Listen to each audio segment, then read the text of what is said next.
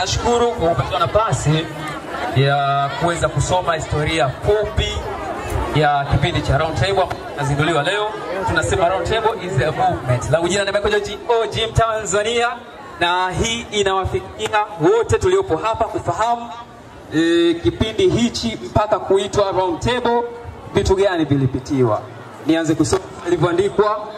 Kipindi hiki ni wazo la vijana watatu, akiwemo Isaiah Isaac, Christopher Kiondo, tunamuita Chris Kiondo huyu. Kuna Michael David ambaye ni Mick Rider Genius. Na vijana hawa ambao kwa pamoja walikaa na kupata wazo la kuunda kipindi cha radio chenye kuakisi maisha ya vijana hususani ni ndani ya mkoa wa Tanga. Kwa kukaa pamoja na kuzungumza mwelekeo chanya wa maisha katika dhima tofauti tofauti, ndipo wakaamua kutengeneza mfano wa kipindi hicho kwa njia ya sauti, yaani demo. Na kupitia jina Round Table wakakipatia kipindi hicho, yaani meza ya majadiliano, ndiyo maana halisi ya neno Round Table. Wazo na demo hiyo walitembea navyo kwa wadau mbalimbali, akiwemo Omari. Huyu ni kiongozi wa Majestic Cinema Tanga, na leo pia amekuwa ni miongoni mwa wadau wakubwa katika shughuli hii. Lakini pia amekuwepo Dominic Maro ambaye huyu ni mtangazaji na mlezi wa vijana hawa, pamoja na Omari ambaye huyu ni mwenyekiti wa UVCCM mkoa wa Tanga. Katika kipindi hichi ndipo akapata wazo la kufikisha demo hiyo kwa mkurugenzi wa Prince FM ndugu Nasa Makao.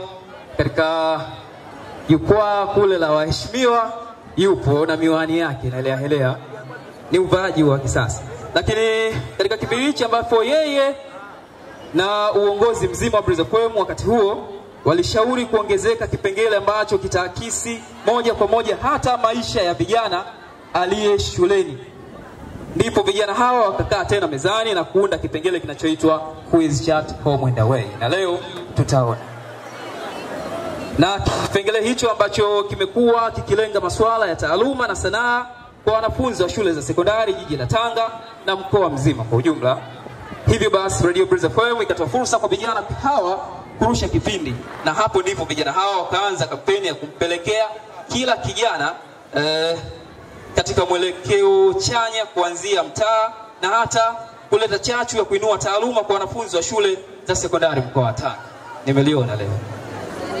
Kwa kuzingatia sheria na taratibu za nchi, vijana hawa wakaomba vibali kutoka kwa mkurugenzi wa jiji la Tanga ili waweze kuendesha shughuli hii inayohusisha wanafunzi na hata walimu. Na mkurugenzi aliwapa kibali hicho na kuwakutanisha na afisa elimu na pamoja na ofisi yake kwa ujumla ili kutambua mchango wa vijana hawa katika suala zima la elimu jiji la Tanga. Bali na changamoto wanazokumbana nazo katika utendaji wa kazi zao vijana hawa, kama kupata shirikiano hafifu kwa baadhi ya walimu, ufinyu wa vifaa vya kutendea kazi kama tape recorder, kompyuta, tunaita kompyuta mpakato huu ama laptop, na kukosa pia wadhamini watakaowezesha masuala mbalimbali hasa ya kiuchumi katika kazi. Bado wana moyo wa kupambana kuhakikisha Tanga inakwenda kileleni katika masuala ya taaluma, lakini kila kijana anakwenda kuishi katika mwelekeo chanya wa maisha. Ndio maana leo wameamua kutualika katika uzinduzi wa kipindi hiki. Pia wanaomba sana wakazi wa mkoa wa Tanga kushirikiana nao katika kuendeleza mkoa wetu wa Tanga. Kwa pamoja wanawashukuru wote waliofanikisha siku hii kwa ujumla, na mimi pia niwashukuru mkurugenzi, lakini pia viongozi wote na wadau wote ambao wamesababisha shughuli hii kuweza kuwepo hapa. Lakini pia nimshukuru sana DJ Moko, ameburudisha vya kutosha. Na pia wanayo imani kubwa kuanzisha sasa kila mmoja atakuwa balozi wa Round Table kwa kuinua taaluma kwa wanafunzi na kuwasihi vijana kuishi katika mtazamo chanya. Hii ni historia ambayo imeandaliwa na Mick Rider Genius, na vile vile nimesoma mimi mwenyewe Michael Gym Tanzania. Kabla ya kusema asante, ni vizuri pia tukawafahamu hawa vijana ambao wao wamepelekea kuwepo kwa kipindi hichi round table kutokea wazo mpaka kuwa kipindi. Ni vizuri pia ikaweza kumuita hapa ili kuwepo naye muweze kumuona kijana huyu anaitwa Isaya Isaac.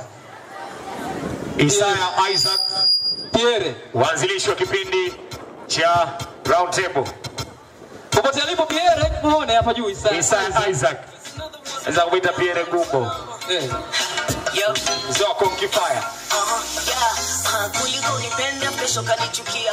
Bora unikwepe utakuwa umenisaidia. Haya. Anaitwa Isaya Isaac, atajitambulisha mwenyewe lakini miongoni mwa vijana ambao wamepelekea wazo kuwa kipindi. Habari zenu jamani. Kwa majina na majina mengi sana. Wengi wanapenda kuniita Dos Santos, Dos Silva, Pereira, Fiorentina, Boca Junior, Adebayani au mtaalamu wa kupasua mbao za mchicha bila kutumia chainsaw. Kwa majina kamili naitwa Isaya Isaac Mwanyangi, Mluguru mrefu kuliko wote duniani. DJ. Awali ya yote kwanza nimshukuru mamangu mzazi Madam Cecilia Masanja, popote ulipo naomba nipungie mkono, maana yeye ndiye anaendelea chuo na kunifundisha masuala haya. Lakini kakaangu Sefu popote ulipo naomba usimamizisha kipindi hiki. Walinipa jukumu kama kuwa afisa masoko, akaniambia tunaanzisha kipindi hiki lakini wewe ujenge mahusiano na utafute masoko. Hakika ilikuwa sio kazi nyepesi sana, ilikuwa kazi ngumu sana kuzurula kwa wadau mbalimbali kuwaomba chochote kitu kile. Wengine walitunyima ushirikiano lakini wengine walitupa matumaini, na hizi ndio changamoto. Tuna lengo kubwa sana la kuinua taaluma mkoa wa Tanga lakini na sanaa. Mimi nisiseme mengi sana, nimepitia changamoto nyingi sizitaki kuzisema hapa, lakini naamini ipo siku tamwandike barua Mheshimiwa Rais naye aone hiki kinachoendelea mkoa wa Tanga. Naomba tu ofisi ya jiji mwe mabarozi na nyie kwa walimu husika, hususani walimu wakuu, basi tunapoenda tena watupe ushirikiano. Hatuna lengo la kisiasa, lengo letu kubwa ni kuinua taaluma mkoa wa Tanga, lakini lengo kubwa pia ni kuhamasisha vijana, na Tanga salama inaanza mimi na wewe. Asanteni sana. Na kujiuliza pia wazo hili la kipindi katika hali ya kawaida haliwezi kutolewa na watu wote wakakaa wakasema tuwaza round table au tuwaza kufanya hivi na vile. Lakini nikaja kugundua kuna kijana mmoja alitoa wazo, wengine wakalibeba wakalikuza na kulifikisha siku ya leo kuwa uzinduzi wa kipindi cha round table. Yupo kijana hapa, ni mdogo, kisura chake kidogo ni mtamu vile vile, anaitwa Christopher Kiondo. Chris Kiondo. Hao ndio watu ambao wameweza kucreate round table. Haya bwana Chris Kiondo. Bana mambo vipi? Mimi najua saizi nimechoka, mimi nataka niongee machache tu. Kwa majina kama ambao tumetambulishwa nafahamika kama Christopher Kiondo, lakini mimi natumia tu Chris Kiondo, sina AKA nyingi. Mimi katika kipindi ndio editor wa kipindi kizima. Yaani chochote ambacho nakisikia katika kipindi mimi ndo nahusika, lakini pia vile ndio kiongozi mkuu wa kuongoza kipindi hapo kwa redioni. Kwa mambo yote mimi ndo nashughulika. Nimefurahi sana kwa kitu ambacho tumeweza kukiwaza kuona ni vipi tunaweza kukutana na wanafunzi, maana sisi wenyewe pia tumetokea huko. Na kauli moja tu ambayo napenda kuitumia kwamba shule ndio mahali pekee hapa naweza kufanya ukafika sehemu ambayo unaweza kuitaka. Sisi tumetokea shule ndio maana tumeweza kufika hapa. Kwa ukicheza shule basi maisha yako mbele ni pia naweza kayumba. Asante. Chris na usiondoke. Lakini yupo mkubwa wa kipindi, mkubwa wa wazo na mkubwa wa mambo mengine makubwa. Aitwa Big Rider Genius. Big Rider.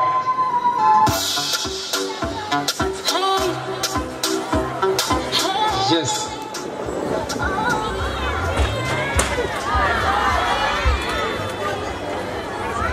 Asante. Mambo vipi wanafunzi? Mambo vipi? High table itifaki imezingatiwa. Kwa majina halisi naitwa Michael David Regoshora. Mimi mtoto wa Kihaya bwana. Lakini nimezaliwa na Wabondei wa Tanga hapa. Okay. Taaluma yangu mimi ni engineer, water resources engineering. Lakini talent kama ulizoziona hapa kwa wanafunzi walipofanya, nilikuwa na talent moja katika masuala ya uzungumzaji.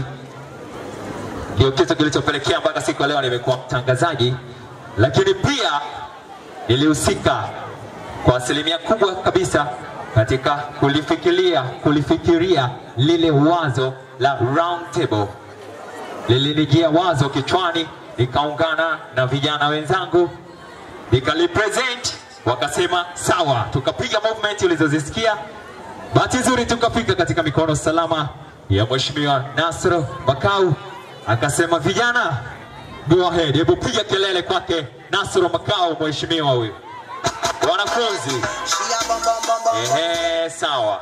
Basi katika kipindi mimi ni co-host au ni mtangazaji supporter, mchangia mada katika kipindi cha Round Table, lakini ni mkuu au kiongozi mkuu wa kipindi cha Round Table, lakini katika segmenti ya quiz chatting ndio huwa anatulia kwenye skani na kuwa muongoza kipindi. Sio, umeelewa vizuri eh?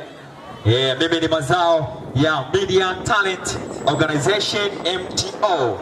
Iko hapa karibu na ofisi za Tigo, na kijana wangu yuko Tanga Television pale, na yeye ni mazao ya pale pale. Na hapa nyuma kwenye Round Table pia ni mazao ya pale pale. Hawa ni wakurugenzi wa Media Talent Organization, yani Christopher Kiondo pamoja na Isaiah Isaac, Michael George OG Tanzania.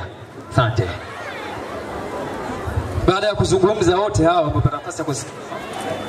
Lakini kabla kuondoka hapa, niseme hii ndio historia fupi ya kipindi hichi cha Round Table. Ni tuwe shukrani tena zote ziende kule High Table, lakini pia wanafunzi wote kwa ujumla na wote ambao wamehudhuria hata kama si wanafunzi, yani walipwa, lakini pia wadau wote. Mimi niseme asanteni.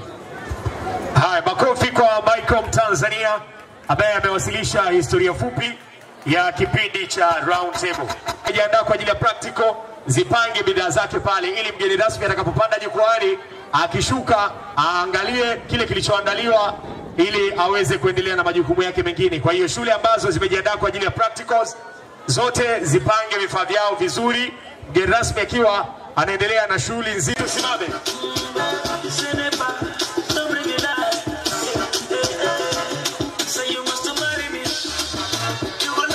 Mgeni rasmi tayari anajokea jukwani. Haya, asante, tunaweza kuketi sasa. Nimkaribishe sasa mgeni rasmi kwa ajili ya kusema neno na hatimaye pia kutufungulia rasmi ama kutuzindulia. Kisha mgeni rasmi, baada ya zoezi hili utakwenda kuangalia mambo wanayofanya wanafunzi kule mashuleni. Karibu. Ndugu wanafunzi,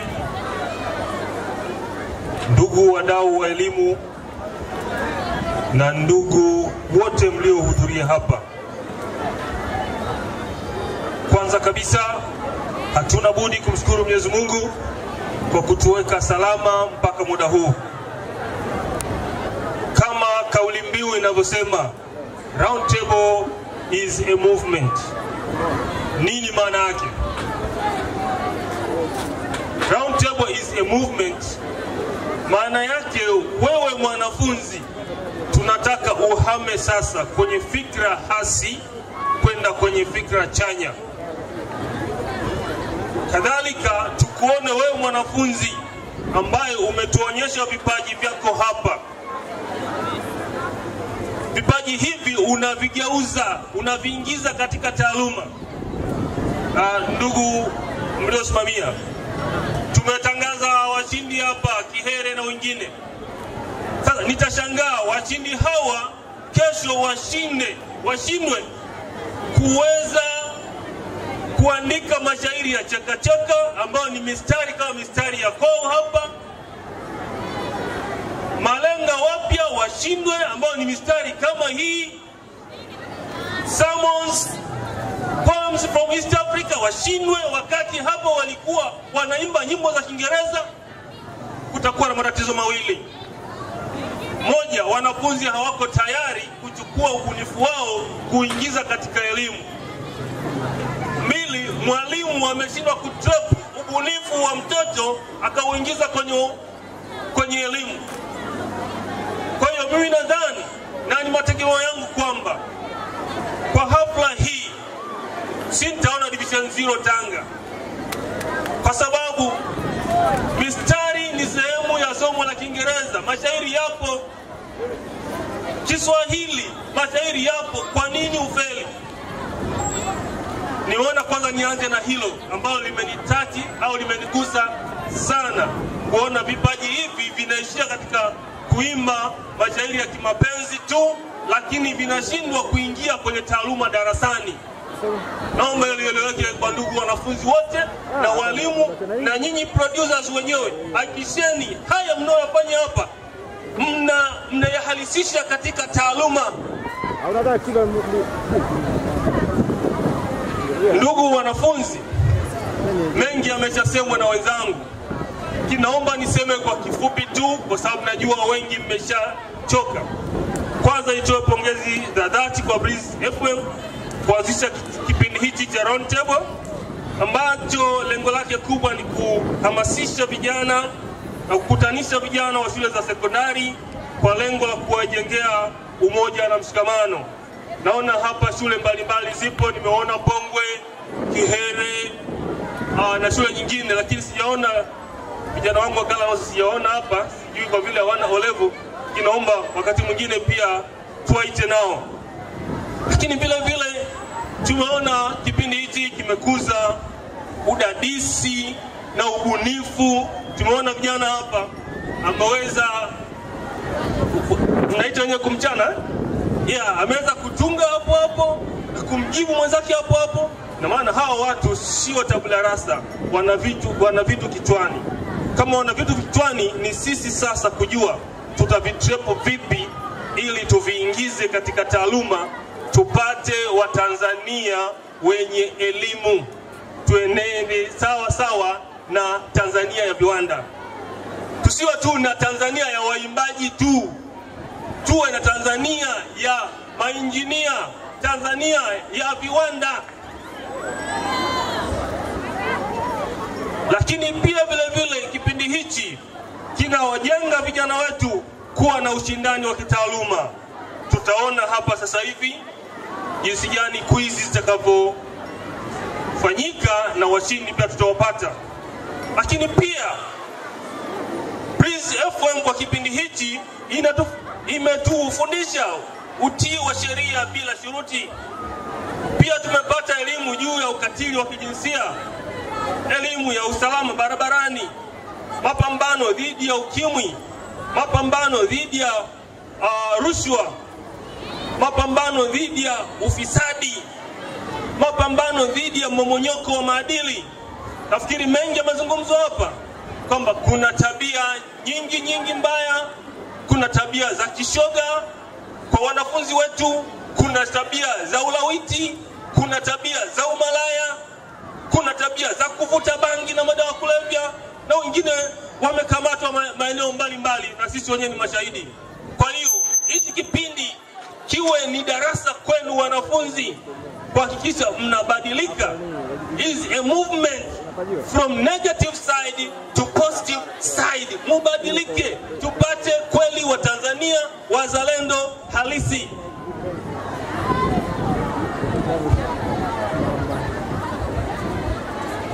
Ndugu washiriki wote, kwa kweli nayo mengi sana ya kusema, lakini muda sio rafiki.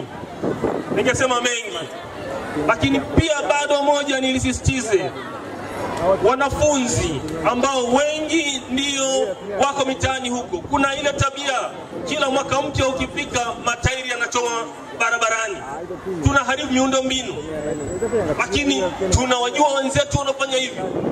Basi kipindi hichi pia niwaombe hizo mada zote zinazogusa jamii ziweze kuzungumzwa ili tupate Watanzania ambao ni wazalendo wa kweli. Baada ya kusema haya, naomba nitamke rasmi kwamba kipindi chetu cha Round Table is a movement nimekifungua rasmi. Asante sana. Haya. Basi sasa hivi DJ kwa muziki ambao umeuandaa, naomba umpitishe mgeni rasmi kwa ajili ya kukagua vilivyoandaliwa kutoka katika shule mbalimbali, vilivyoandaliwa na wanafunzi. Indicator ya nini? Ukiweka kwenye solution gani inabadilika kuwa rangi gani, na hapo inaonyesha ni indicator ya kitu gani. Hii ni reagent ambayo inaitwa Sudan Sili ambayo tunapo test aina ya chakula katika lipid tunagundua kama lipid iko, tunaangalia red pellet ambapo hii solution baada ya kuingiza ile reagent ukiweka chini hivi then zile red pellet baada ya kuiuza hivi unakuta zile zinakuwa zinachelewa kufika chini. Kwa hiyo lazima ujue hapo kwamba tayari kuna aina ya lipid, tayari hapo itakuwa nini lipid. Kwa hiyo jinsi ya kujua kwamba katika sasa hivi mimi nimetoa hii food test kwa ajili ya kuangalia maisha mengi sasa hivi tumebezi katika mambo ya kula vya lipid. Ukiangalia kama chips wengi wao wanapata effect kutokana na kula vyakula vya chips. Wengi wao wanapelekwa hospitali kutokana na kula vyakula vya chips, wanapata atherosclerosis ambao wengi wao wanakuwa wanaziba ile mirija ambayo inaitwa lymphodenosis ambayo lymphodenosis ambayo zinapelekea magonjwa kwa muda mrefu ambao unaweza ukapelekea madhara kama haya.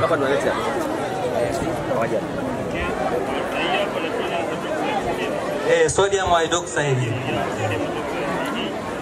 Hii ni solution ambayo ni solution X, nimeipa jina kwamba kama food substrate. Lakini hii hapa ni copper sulfate kwa ajili ya kutestia protein. Leo nimetesti aina ya chakula kimoja ambayo ni lipid.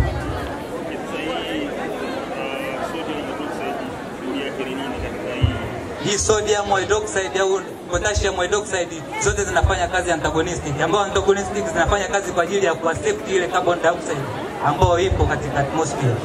Kwa hiyo tunaiingiza kwa ajili ya kuimaliza ile carbon dioxide ambayo itakuwa interfere katika solution.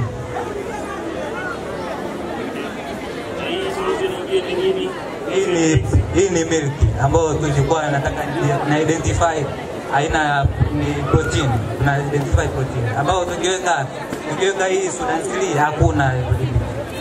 Ni reagent gani ukiweka kwenye hii milk itatoa rangi fulani ambayo itakwambia kwamba hii ni protein?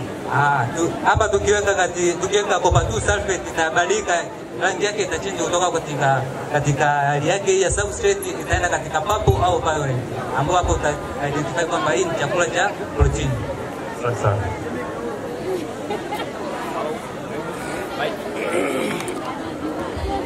Okay, hao walikuwa ni Ekenford Secondary School na nao tunahamia shule ya sekondari ya Usagara. Hebu tuelezeni kuna nini hapa? Hapa tulikuwa tunataka kujua ni kemikali gani ambazo ziko ndani ya maji machafu yanayotoka viwandani na madhara ya hizo kemikali. Tumechukua sample kutoka maji yanayotoka viwandani, ndio sample ndio hii hapa. Tuna chemicals ambazo ni nitric acid na silver nitrate. Kwenye experiment yetu tumefanya tukagundua kwamba kuna chloride iron ndani ya haya maji kutoka viwandani, na hiyo chloride iron ina madhara kwa binadamu. Kwa mfano, inasababisha mtu kuharisha, mtu kutapika ikiwa kwa wingi ndani ya mwili. Tunasafisha vipi sasa hayo maji ili tuweze kuyatumia? Tutachukua sample, tutaweka kwenye burette, tutachukua nitric acid, tutachanganya na kwenye ile sample. Importance ya nitric acid ni kuondoa ile hardness ya water ambayo iko kwenye sample. Kwa hiyo nitric acid inapoungana na ile hardness ya water ambayo ni calcium carbonate, vina decompose kuunda carbon dioxide, water na calcium carbonate ambayo ni solid. Kwa water itakuwa imo mle ndani, itakuwa dissolve ile chlorine iron ndani ya yale maji. Kwa tunapoweka silver nitrate ni very reactive na chlorine. Kwa hiyo vinavyoenda kuchanganya vinaunda kitu ambacho kinaitwa silver chloride ambayo ni insoluble, ambayo itaonekana kwa rangi nyeupe ambayo ni precipitation iliyotokea. Hebu changanya sasa tuone hizo precipitation. PPT. Okay.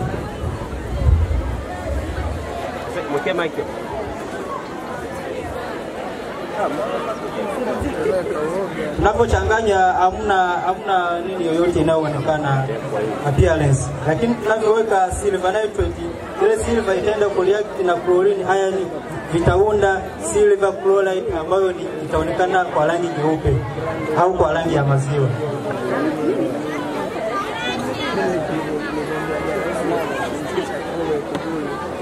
Ndio precipitation iliyotokea silver nitrate ilivyo react na chlorine ion vikaunda silver chloride. Kwa hiyo tumebaini kwamba kuna chlorine ion ndani ya maji yanayotoka kiwandani. Sasa tukishaweka hapa, ina maana ndio maji yetu yako safi kuweza kutumia? Bado sio safi, tulikuwa tunataka tubaini ni kemikali gani ambazo ziko ndani ya maji ili tujue ni njia gani tunaweza kutumia ili kuondoa hizo ion ambazo ziko ndani ya maji. Asante sana. Asante. Sawa, shule ya sekondari Usagara bado wamepiga chemistry, masuala fulani hivi ya kemia. Maengineer wenzangu mnajua sasa hivi ni masuala ya physics, haiwezi kukamilika kombi ya PC bila kuwa na haya masomo mawili. Huu ni mtambo wetu ambao unazuia maafa ambayo yanatokana na mafuriko, ambao una jina laitwa flood controlling machine. Huu mtambo tumeutengeza kwa sehemu zile ambazo kuna mafuriko.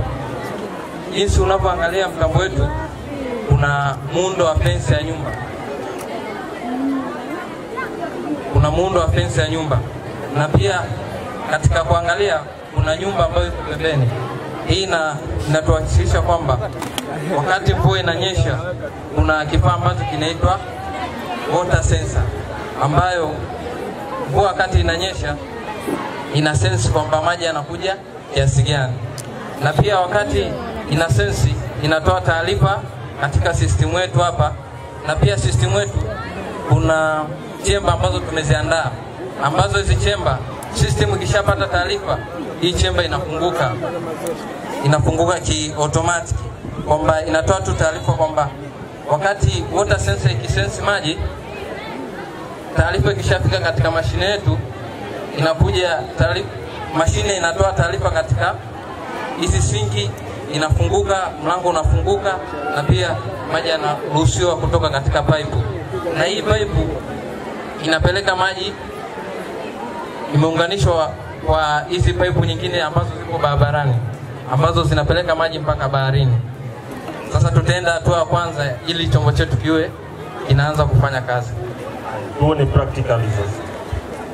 Tuone mafuriko yametokea hapo, alafu hiyo sensor ina sense kutuambia kwamba kuna kiasi gani cha maji. Hapa kuna water sensor. Ikisha sense inapeleka taarifa kwenye bodi. Ikishapeleka taarifa kwenye bodi inachakata zile taarifa zilizoingizwa, inazipeleka kwenye water chamber. Chamber inafunguka. Ikishafunguka ina draw maji kwenda nje. Lakini hapo inatoa taarifa kwenye baza kama umelala ni usiku, inatoa taarifa, inakuwa alert. Ni kama alarm. Wewe kishalia alarm inakuwa alert. Lakini hapo inatoa taarifa kwenye taa. Hizi ni indicator, kwa mfano indicator ambazo zinatumika usiku. Kwa hiyo inakuwa inawaka kuonyesha kwamba kuna hatari. Tuone kabisa practical. Wekeni hiyo maji, tuone taa zinawaka, tunaona huku.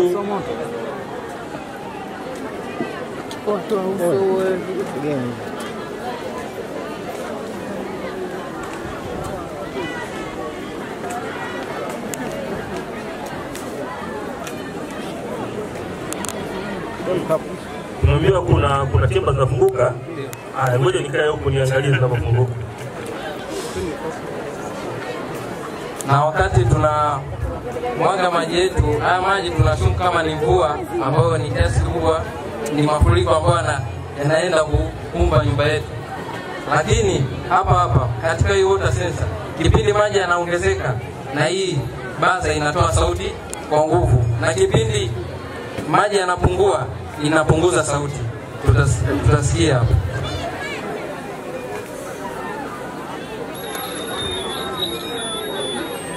Unaona kwamba chemba imefunguka, inatoa maji na huko inakualeti kwamba kuna taarifa hapa chemba irudi yenyewe. Chemba tulikuwa tunataka kutengeneza irudi yenyewe, lakini katika kutengeneza kwetu hiyo system ilikuwepo, lakini tulikosa simu ya kuunganisha na kile kifaa ili viwe automatic, maji yakishaisha jifunge. Lakini kwa kukosa simu kwetu katika kazi zetu, ndio ile system tukaitoa. Lakini tungekuwa na simu, hii chema ingekuwa inajifunga yenyewe na hizi baza zote zingekuwa zinajifunga zenyewe na taa inajifunga yenyewe, simu ingekuwepo. Lakini sasa hivi hatuna na system tungeitoa. Na pia kuna kama maji yakiwa yamezidi mpaka hii pipe inashindwa kupeleka maji, kuna milango ambayo tumeitengeneza ambayo kuna switch ipo kwa ndani ambayo inazuia maji kuingia ndani. Na maana kama ikifunga, na maana hamna maji yote kuingia ndani, hata kama yanazuiliwa katika kuingia katika chemba. Pia tutaminya hiyo switch ili kushusha huo milango. Kama ulipoona kulikuwa kuna mlango hapa ambao iko wazi, lakini imeziba kwamba maji hayataruhusiwa pia kuingia ndani. Na pia bila kusahau, baada ya mafuriko tuseme maji kusupply kutoka nje, lazima uende ukacheki mtambo wetu, lazima uje usafishe hii water sensor ili kufanya vitu vyote viwe clear. Sana. Na hii water sensor tunaenda tunaisafisha hizo kwa kutumia kitambaa au raba ambayo inaweza kuondoa maji yote na oxide yote ambayo itakuwa kwenye kifaa chetu, maana kinatumia kopa. Kwa hiyo kopa ni very reactive na oxygen na maji. Kwa hiyo tunaweza tukasafisha kwa kutumia kitambaa au hiyo tukasafisha, tukaosha na tukaingizia pale. Jamani, nafikiri wenzetu wametuonyesha majaribio na kisayansi. Okay, lakini bado unajua shule yoyote yenye science haikosi arts ila biashara inaweza ikakosa, si ndio? Haimaanishi kwamba tunawatenga. Hapa tuko katika presentation nyingine. Hao ni wanafunzi kutoka shule ya sekondari Mikanjuni. Wanayo yakwaya kutuelezea kuhusiana na somo la history. Hebu tuambieni. Kwa jina naitwa Mwalimu Bwana na katika Secondary School. Tumekuja hapa kumwanza.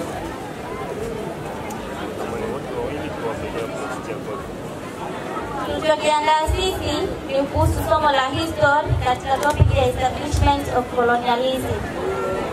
Kwa maana moja kwa moja tukienda tunajua colonialism ni ile situation ambayo. Ngoja kidogo, naomba mnipe nishike mimi mic.